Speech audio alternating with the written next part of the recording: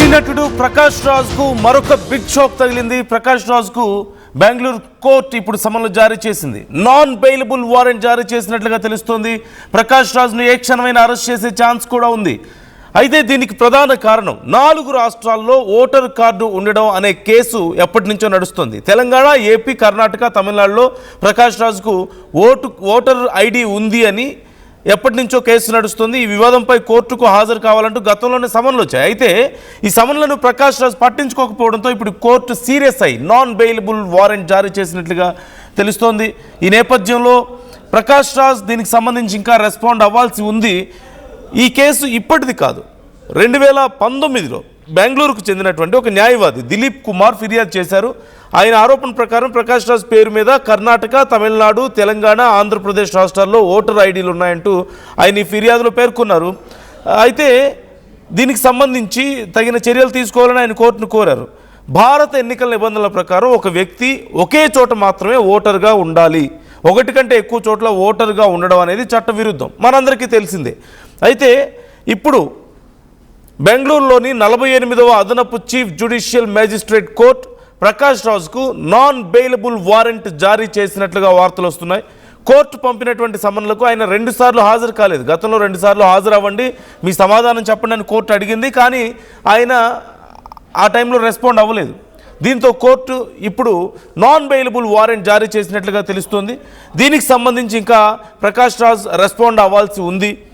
As per the act, 1 కంటే ఎక్కువ నియోజకవర్గాల్లో ఓటర్గా ఉండకూడదు. Representation of the people's act 1950 section 17 ప్రకారం. ఇప్పుడు ప్రకాష్ రాజ్కి మరి ఈ విషయం తెలుసా, తెలియదా, లేకపోతే తెలిసే ఓటర్ ఐడీస్ ఉన్నాయా? ఒకవేళ కనుక ఓటర్ ఐడీస్ 4 రాష్ట్రాల్లో ఉన్నది అనేది అబద్ధం అయితే ఆయన ఈ పాటికే సోషల్ మీడియాలో అయినా సమాధానం ఖచ్చితంగా చెప్పుండేవాళ్ళు, లేదంటే కోర్టుకి సమాధానం చెప్పుండేవారు. కానీ ఆయన సమాధానం చెప్పలేదు, కోర్టు ఇచ్చినటువంటి నోటీసులకు కూడా ఆయన రెస్పాండ్ అవ్వలేదు అంటే కొన్ని అనుమానాలు ఇక్కడ వస్తున్నాయి. అంటే ఉండుండొచ్చు అనే అనుమానాలకు బలం చేకూరుతుంది. మరి అంత చదువుకున్న వ్యక్తి ఇప్పుడు అంత గొప్ప స్థాయిలో ఉన్నారు, భారతదేశం గర్వించదగ్గ నటుడిగా పేరుంది, రాజకీయాల్లో సైతం ఆయన అరంగేట్రం చేశారు. బెంగళూరు సెంట్రల్ లోక్సభ నియోజకవర్గం నుంచి పోటీ చేశారు. అఫ్కోర్స్ చాలా దారుణంగా అందులో ఓడిపోయారు. ఏది ఏమైనప్పటికీ రాజకీయాల మీద ఇంట్రెస్ట్ ఉంది. దేశ రాజకీయాల గురించి ప్రశ్నిస్తూ ఉంటారు. మోదీని, ఎస్పెషల్లీ బీజేపీని చాలా ఘాటుగా ప్రశ్నిస్తూ ఉంటారు. అండ్ పవన్ కళ్యాణ్ ప్రశ్నిస్తుంటారు. ఇలా సమాజంలో జరిగే చాలా అంశాలకు సంబంధించి ప్రశ్నిస్తూ ఉంటారు. We all know that Gauri Lankesh కేసుకు సంబంధించి ఆయన చేసినటువంటి కామెంట్స్తో he got popularity in politics. సినిమాల్లో ఆయనకి ఎప్పటి నుంచో పాపులారిటీ ఉన్నప్పటికీ కూడా. సో ఇలా చాలా విషయాల్లో ఆయన చాలా యాక్టివ్గా ఉంటారు. సమాజంలో ఒక మోస్ట్ ఇన్ఫ్లుయెన్షియల్ పర్సన్గా ఆయన ఉన్నారు. మరి ఇలాంటి వ్యక్తికి నిజంగా 4 ఐడి కార్డ్స్ ఉండడం ఏంటి? ఆ చట్టం తెలియకనా, తెలిసి కూడా అలా కంటిన్యూ అయ్యారా, ఇంటెన్షనల్గానే చేశారా? ఇవన్నీ ఒక ఎత్తు అయితే కోర్టు నోటీసులు ఇస్తే రెస్పాండ్ అవ్వాలని ప్రకాష్ రాజ్కి తెలియదా? కోర్టు నోటీసులు ఇచ్చినప్పుడు ఖచ్చితంగా సమాధానం చెప్పాలి, కోర్టుని గౌరవించాలి, చట్టాలను గౌరవించాలి అని ఆయనకి తెలియదా?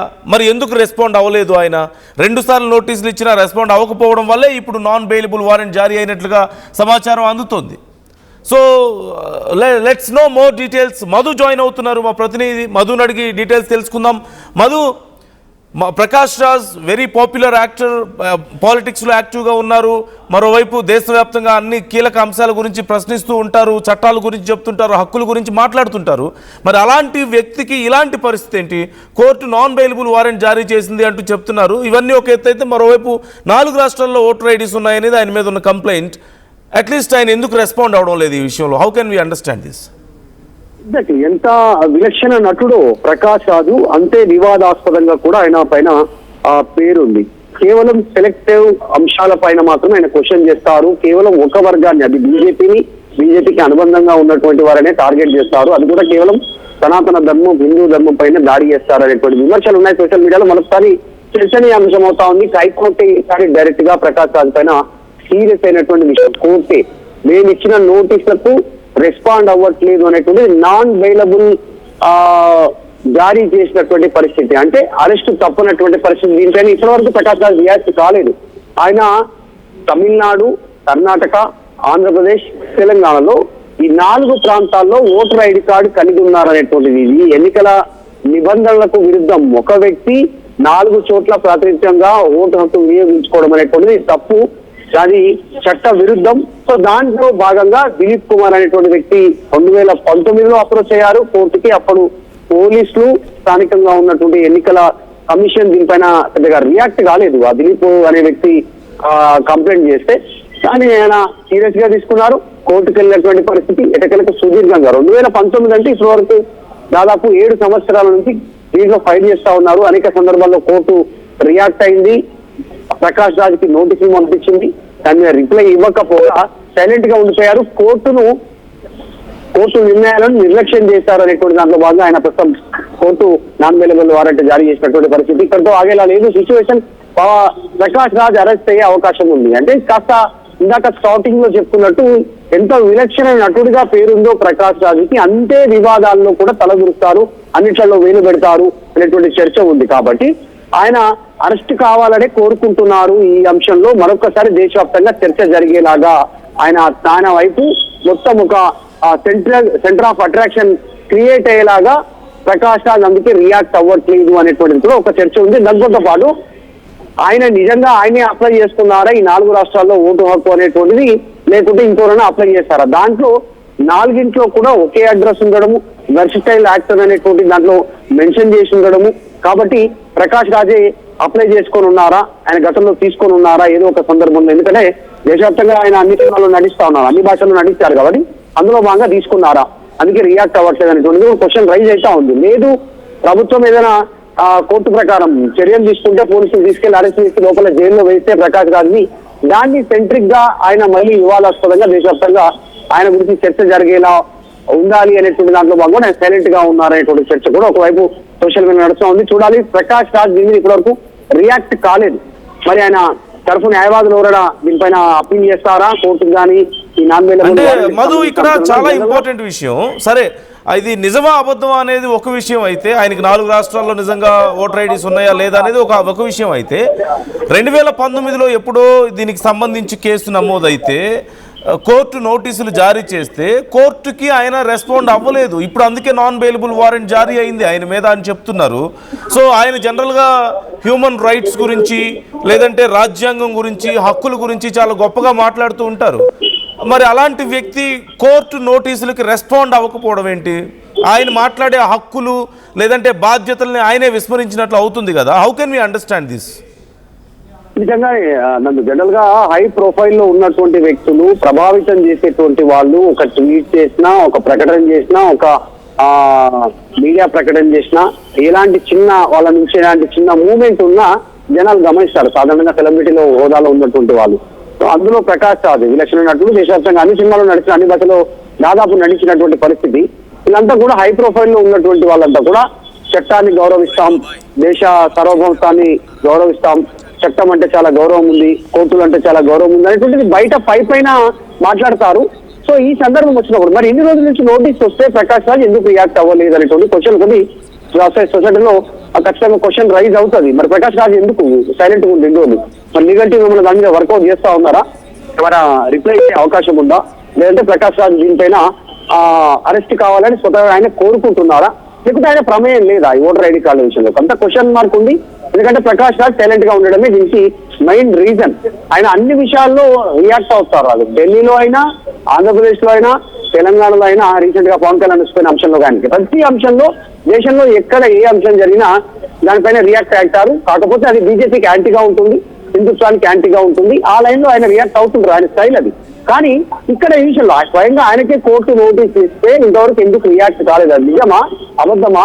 లేదంటే ఆయన ప్రమేయం లేకుండా ఓటర్ ఐడి కార్డు తయారయ్యాయా? తయారైతే అది ట్రాష్ అని కొట్టేయచ్చు కదా, ఒక మాటలో ఒక ట్వీట్ రూపంలో కూడా కొట్టేయచ్చు కదా, లేదంటే ఆయన లీగల్ టీం రెస్పాండ్ కావచ్చు కదా, ఎందుకు అనేటువంటి క్వశ్చన్ రైజ్ అవుతా ఉంది. చూడాలి. ప్రకాష్ రాజ్ ఒకవేళ అరెస్ట్ అయితే అది ఆయన కావాలని అరెస్ట్ అయ్యేలాగా ఇంతవరకు దానిపైన రియాక్ట్ కావకుండా ఉంది.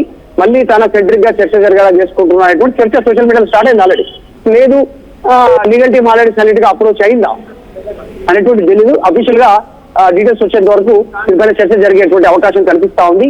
అందులో వివాదాస్పద నటుడుగా, వివాదాస్పద వ్యక్తిగా ప్రస్తుతం ప్రకాష్ రాజ్ ఉన్నటువంటి situation. Right. Thank you Madhu, thanks for the details. మొత్తం మీద ప్రకాష్ రాజ్ ఈ విషయంలో రెస్పాండ్ అవ్వాల్సిన అవసరం ఉంది. ఎప్పుడు చట్టాల గురించి, హక్కుల గురించి, రాజ్యాంగం గురించి చాలా గొప్పగా మాట్లాడే వ్యక్తి, అందరికీ హితబోధలు చేసే వ్యక్తి 4 రాష్ట్రాల్లో ఓటర్ ఐడీస్ ఉన్నాయని తన మీద నమోదైన కేసు విషయంలో ఎందుకు ఫైట్ చేయడం లేదు? That to he speaks about fighting spirit. Gauri Lankesh case దగ్గర నుంచి మనం చూస్తూనే ఉన్నాం. He always ready to fight. Just asking అనే పేరుతో అందరినీ ఆయన క్వశ్చన్ చేస్తుంటారు. నా RTV is just asking Prakash Raj, why are you not responding about this? 2019లో కేసు నమోదైతే మీరు ఎందుకు రెస్పాండ్ అవ్వలేదు? కోర్టు నోటీసులు వస్తే మీరు ఎందుకు రెస్పాండ్ అవ్వలేదు? ఒకవేళ అది నిజం కాకపోతే ఇది అబద్ధం అని ఎందుకు చెప్పలేదు? కనీస గౌరవం కదా, కోర్టు నోటీసులు వచ్చినప్పుడు అది అబద్ధమైనా నిజమైనా వెళ్ళి సమాధానం చెప్పడం అనేది కనీస గౌరవం. But why didn't you? అందరికీ లెక్చర్స్ ఇచ్చేటువంటి మీరు, అందరికీ ప్రీచ్ చేసేటువంటి మీరు ఎందుకు ఈ విషయంలో మాత్రం సైలెంట్గా ఉండిపోతున్నారు? ఇప్పుడు నాన్ బెయిలబుల్ వారెంట్ వచ్చినట్లుగా తెలుస్తోంది and still you have to respond at any cost.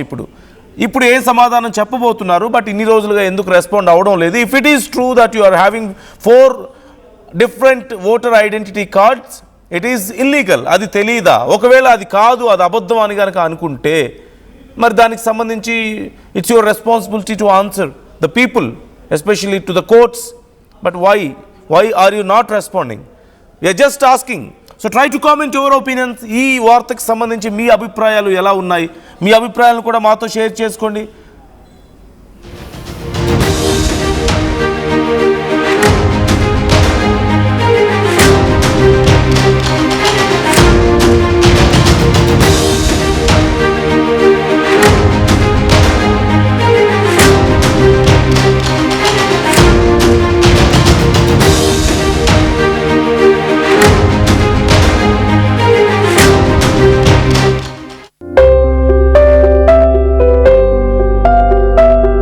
చిన్న చిన్న ఆనందాలు 35 ఏళ్లుగా నా జీవితంలో లేవు. 35 ఏళ్లుగా నేను డైపర్లలో బ్రతికాను. 6 సెంటీమీటర్ల ఫిస్టులా నా మూత్రాశయంలో లీకు కారణమైంది. ఎవరూ నాకు సహాయం చేయలేకపోయారు. AINUలో వైద్యులను కలిసే వరకు. అక్కడ వారు రోబోటిక్ శస్త్రచికిత్సతో నాకు పరిష్కారం ఇచ్చారు. వారు నా ఆత్మవిశ్వాసాన్ని కూడా తిరిగిచ్చారు. Precision care makes it possible. The Center for Robotic Surgery at AINU